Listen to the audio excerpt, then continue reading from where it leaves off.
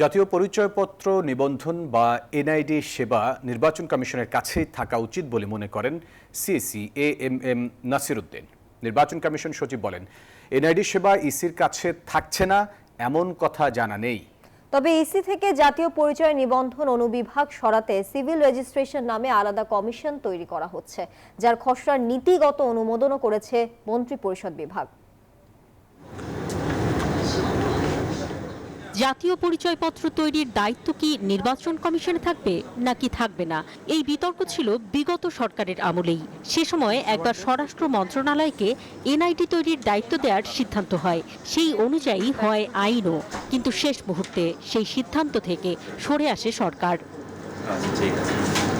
অন্তর্বর্তীকালীন সরকারও সেই পথেই হাঁটল।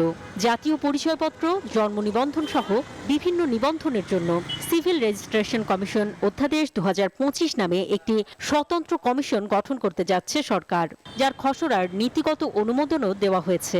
কথা শোনার পর ইসি সচিব জানান, এখনই এই দায়িত্ব ইসি থেকে সরিয়ে নেওয়া হবে এমন কথা জানা নেই।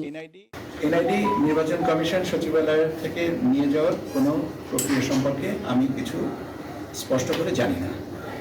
এনআইডির কাঠামোগত অবস্থানটা আরো একটু ব্যাপ্ত করার জন্য, স্প্রেডটা আরো একটু বাড়ানোর জন্য কি ব্যবস্থা নেওয়া যেতে পারে, এটার ব্যাপারে ক্যাবিনেট ডিভিশন একটা উদ্যোগ নিয়েছে। সেই ক্যাবিনেট ডিভিশনে এই জিনিসটা আলোচনা চলছে।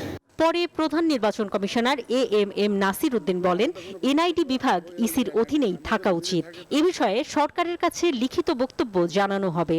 আমি বিশ্বাস করি আমাদের মতামতের গুরুত্ব দেওয়া হবে। আমাদের কমিশনের একটা মতামত আসবে, এটা আমরা লিখিতভাবে জানাবো। যদি আমি মিনিস্টার পাওয়ার পরে আমরা কেন এটা আমাদের এখানে রাখা দরকার, এগুলো আমরা বলেছি। সরকার তাদের সঙ্গে আলোচনা ছাড়া এই সিদ্ধান্ত নেবে না বলে মনে করেন তিনি। সরকার নির্বাচন কমিশনের সাথে আলোচনা না করে কোনো ধরনের একটা মেজর সিদ্ধান্ত নেবে না বলে আমার বিশ্বাস। এটা এমন না যে শুধু এনআইডিটা আমাদের থেকে নিয়ে গেল আর সবকিছু হয়ে গেল, এমন তো না, এমন হওয়া উচিত না। 2007 সাল থেকে নির্বাচন কমিশনই এনআইডি তৈরির কাজ করছে। অন্তরা বিশ্বাস, নিউজ 24, ঢাকা।